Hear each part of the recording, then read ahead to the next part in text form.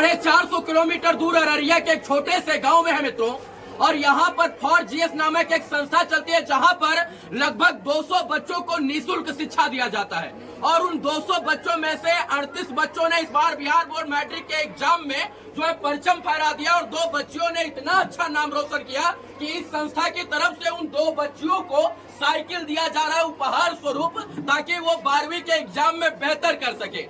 एक छोटा सा गांव है अररिया में, यहाँ पर फॉर जीएस नामक एक संस्था चलती है जहाँ पर आईपीएस वैभव सर से लेकर तमाम बड़े बड़े लोग यहाँ पर आ चुके हैं, और यहाँ पर पढ़ने वाले बच्चे जो है वो निःशुल्क शिक्षा अर्जित करते हैं, और निःशुल्क शिक्षा अर्जित करके जो है वो कहीं न कहीं 10वीं का रिजल्ट जो है वो बेहतर तरीके से अपने नाम करते हैं। यहाँ पर बहुत सारे बच्चे हैं, जो बच्चे उत्तीर्ण हुए हैं उनको सम्मान के लिए घड़ी मिली है, और जिन बच्चों को प्रथम और सेकंड स्थान इस फॉर जीएस में मिला है उनको साइकिल मिली है, इसलिए ताकि इनका हौसला बुलंद रहे और ये जीवन में कुछ बेहतर कर पाए। फॉर जीएस एक ऐसी संस्था है जहाँ पर निःशुल्क शिक्षा दिया जाता है, 1 रुपया भी किसी बच्चे से नहीं लिया जाता है। यहाँ के शिक्षकगण, यहाँ के संचालक जो लोग हैं, वो लोग चाहते हैं कि इस गांव के लोग जो है पढ़ लिख कर अच्छा इंसान बने। क्या नाम हुआ आपका? सेल्जा। कितना नंबर मिला है आपको? 377 नंबर। कितने में से? 500 में से 377 नंबर। ये साइकिल आपको गिफ्ट मिला है आप फॉर जीएस की तरफ से? अच्छा, आप किसी बड़े कोचिंग संस्थान स्कूल में नहीं गई पढ़ने, यही फॉर जीएस से ही पढ़कर जो है उत्तीर्ण किया 10वीं का परीक्षा? कैसा लग रहा है साइकिल पाके? बहुत अच्छा। ये बच्चे टॉपर नहीं है मित्रों, लेकिन कहते हैं कि नंबर मायने नहीं रखता कि आप उड़ेंगे कितना, बल्कि इच्छा शक्ति और दृढ़ निश्चय मायने रखता है कि आप करना क्या चाहते हैं। इसलिए इनके हौसला अफजाई के लिए ये साइकिल दी गई है। क्या नाम हुआ? रूपम। रूपम कैसी हो? क्या मिला है आपको? साइकिल मिला है। क्यों मिला? अच्छा, ये क्यों मिला? वो तो मिला कि हौसले बुलंद करने के लिए, हौसले बुलंद के लिए, और आगे और मेहनत आप करें इसलिए। हाँ, कितना नंबर था आपका? 500 में से 454 नंबर। अच्छा, ये जो और नंबर छूट गया 46 नंबर, ये काहे छूट गया? कुछ मेरी भी गलती नहीं होगी ना, कुछ मेरी तैयारी में कमी है। हाँ। कुछ मेरे। अच्छा, यहाँ जहाँ पढ़ रही थी यहाँ से 1 रुपया भी पढ़ाई का आपसे नहीं लिया गया? निःशुल्क शिक्षा दी जाती है यहाँ पर। अररिया का ये कौन सा गांव है जरा बताइए? कोठिया गांव है। राजधानी से लगभग 450 किलोमीटर दूर है। हाँ। और आज ये गांव इस फॉर जीएस के नाम से जाना जाता है। बिल्कुल। जो हम लोग कहीं जाते हैं तो बोलते हैं पोठिया से है, तो अरे अच्छा वो पोठिया, फॉर जीएस वाले पोठिया। तो ये बहुत ही हम लोग के लिए गर्व की बात है। ये संस्था जो निःशुल्क शिक्षा देती है और पोठिया के नाम से जाना जाता है, फॉर जीएस के नाम से जाना जाता है। तो कहीं भी आप आसपास के किसी भी क्षेत्र में जाएंगे तो फॉर जीएस का नाम बोल देंगे तो आपको ऐसा सम्मान मिलेगा, ऐसा प्रतिष्ठा मिलेगा जो शायद ही कहीं आपको मिलेगा। राजधानी पटना से लगभग 450 किलोमीटर दूर है, 20 किलोमीटर दूर यहाँ से नेपाल बॉर्डर है, और यहाँ पर मूलभूत सेवाएं जो है सुचारू रूप से नहीं आती है। वहाँ पर इन बच्चों को इतना प्रतिभाशाली बना देना ये दर्शाता है कि फॉर जीएस के जो अध्यापक गण है, जो शिक्षक गण है, जो संस्थापक और संचालक गण है, वो कितना बेहतर जो है इनको शिक्षा देते हैं। सर, जो है आपके बच्चों ने नाम कर दिया। जी हाँ रवि भाई, इन्होंने कमाल कर दिया है, और इसे छोटे से जगह पर रहकर इन्होंने कड़ी मेहनत की है। हालांकि अभी बहुत कुछ करना बाकी है। कितने बच्चों ने उत्तीर्ण किया 10वीं का परीक्षा? 38 बच्चों ने सफलता प्राप्त की 42 में से। 42 बच्चों में से 38 बच्चे जो है यही कोचिंग संस्थान से पास आउट हुए हैं। जी हाँ, जी हाँ। और उनके सम्मान के लिए आपने साइकिल और इसके बाद गुलदस्ता और घड़ी दिया है। जी हाँ, इसमें बहुत बड़ा योगदान स्वस्तिका क्लासेस के जेपी सर है हमारे। उन्होंने घोषणा की थी कि हम लोग साइकिल प्रदान करेंगे, तो उनका सहयोग अहम है इस कार्यक्रम में। स्वस्तिका क्लास के जेपी सर, जयप्रकाश गांधी जी वहाँ पे हुए। जेपी सर, आप तो अररिया के एक ऐसे मशहूर अध्यापक हैं जिनको हर कोई जानता है, और आप जब पढ़ाते हैं तो बच्चों का भविष्य उज्जवल और बेहतर तो बन ही जाता है। ये बच्चे जो है इतना बेहतर कैसे कर पाए? हमें लगता है कि जब से ये फॉर जीएस संस्थान प्रारंभ हुआ, यहाँ के डायरेक्टर और जितने भी टीचर हैं उन सबका मेहनत को अगर आप देखेंगे, हम लोग चूँकि हम पूर्णिया में रहते हैं, पूर्णिया में मेरा संस्थान है स्वस्तिका क्लासेस, लेकिन मैं भी अपने आप को आंक नहीं पा रहा हूँ कि यहाँ के टीचर किस तरीके से बच्चे के साथ मेहनत कर रहे होंगे, यहाँ के बच्चे इतने कम संसाधन में इतना बेहतर रिजल्ट कर रहे हैं। ये बहुत बड़ी बात है।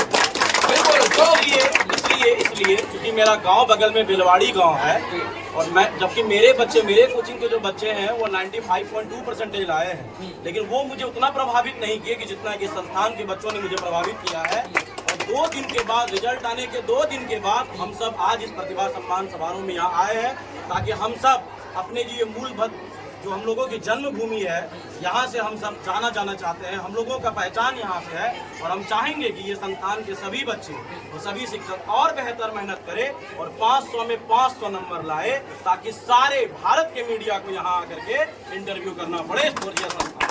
मैं ये बात दावे के साथ कह सकता हूँ कि लाखों रुपया लेकर पढ़ाने वाले कोचिंग संस्थान भी पास होने पर साइकिल नहीं देते हैं। जानते हैं क्यों? क्योंकि वो व्यापार करते हैं शिक्षा का। लेकिन यहाँ शिक्षा का व्यापार नहीं होता है, बल्कि शिक्षा का यहाँ पर आवंटन होता है। और यही कारण है कि ये नंबर लेकर आए, इनसे पढ़ने के लिए पैसा भी नहीं लिया गया, ऊपर से 5-6 हजार रुपए का साइकिल भी जो है इनके हौसला अफजाई के लिए दिया गया। सही कह रहा हूँ, गलत कह रहा हूँ? सही है। कितना नंबर लाई थी? 4 से 4। सबसे ज्यादा कौन से सब्जेक्ट में नंबर था? संस्कृत में 100 में से 95 नंबर संस्कृत में। वाह, अच्छा संस्कृत तो सब कोई लेता नहीं, कला लेता है और तमाम बहुत सारा सब्जेक्ट वो ले लेता है। आप कहे संस्कृत कहे ली थी? नहीं सर, इसमें सारा सब्जेक्ट कंपलसरी होता है। अच्छा कंपलसरी था, इसमें मतलब वो चुनने वाला नहीं था। इंटरमीडिएट CBSE में सब। अच्छा CBSE में होता है। आपका कितना नंबर था बच्ची? 374। खुश है अपने नंबर से? नहीं, बहुत बढ़िया। जिस दिन ये अपने आप से खुश हो जाएंगे उस दिन इनकी जो है रास्ता इनका अपने आप से बंद हो जाएगा। इसलिए किसी भी स्टूडेंट को और किसी भी शिक्षक को जो है कभी खुश होना ही नहीं चाहिए। 500 है तो 500 में भी खुश नहीं होना चाहिए, क्योंकि 500 से 501 लाने का प्रयास करना चाहिए, है ना? आपका कितना नंबर है? 305। क्या मिला है ये? कहाँ से पढ़ रही थी? तो जो 5 और जीएस से, यही से यहाँ पढ़ाने का पैसा लिया गया था, यहाँ पढ़ाई का पैसा लिया गया था, आपसे लिया गया था बच्ची, आपसे लिया गया था पैसा, मतलब निःशुल्क पढ़कर आपने इतना नंबर अर्जित किया। रवि सर जी, एक चीज बस ये, क्योंकि आप इतने दूर से आए हैं, ये संस्थान हम सब का है, धरोहर है। बस आपसे ये निवेदन है, जितने भी आपके इस चैनल के माध्यम से हमारे देश दुनिया के लोग देख रहे हैं, इस फोर्जियस के लिए कोई सहयोग दे न दे, बस शुभकामना अगर हम सबको मिलता रहेगा देश से, हमको लगता है कि ये फोर्जियस भारत ही नहीं पूरा विश्व में नाम करेगा। आजकल लोग जो है अपने जमीन पर भैंस और नांद नहीं रखने देते। नांद मतलब जिसमें चारा खिलाया जाता है। और इसके बाद जो लोग यहाँ से जुड़े हैं वो लोग तन मन धन इच्छा शक्ति दृढ़ निश्चय और विश्वास और कर्म योग के साथ जुड़े हैं। और यही कारण है कि फोर्जियस जो है आजकल नाम कमा रहा है। पूरे बिहार में फोर्जियस की चर्चा है। हमारे साथ लोकनाथ झा जी है। तो वर्तमान में ये पता होगा कि यहाँ के जो डायरेक्टर है धीरज कुमार, उनको शिक्षा रत्न मिला है, शिक्षा मंत्री के द्वारा शिक्षा रत्न दिया गया है यहाँ के डायरेक्टर को।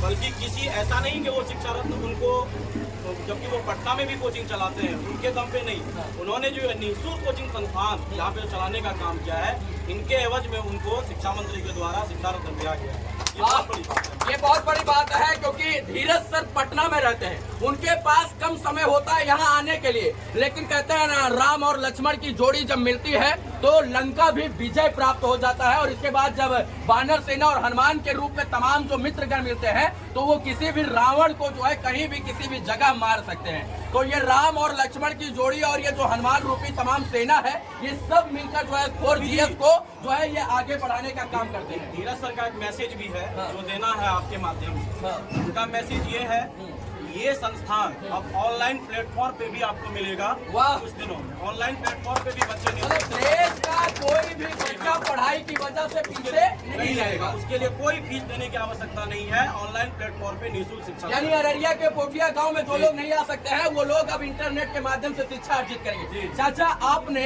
इतना उम्र हो गया, इतना एक्सपीरियंस है, अनुभवी इंसान है, देश दुनिया तमाम जगह आपने देखा, ये ऐसा कोचिंग संस्थान जो आपके गांव शहर में चल रहा है, ऐसा कभी आपने देखा? मैं पूरा हिंदुस्तान घूमता हूँ जी। शहर में देखा बिजनेस हो रहा है, हाँ, शिक्षा का, शिक्षा का व्यापार हो रहा है। और हमारे ग्रामीण क्षेत्र में ये सिट्टी प्रखंड है, सिट्टी प्रखंड के कोठिया गाँव में निःशुल्क शिक्षा संस्थान खोलने के बारे में जिसने सोचा,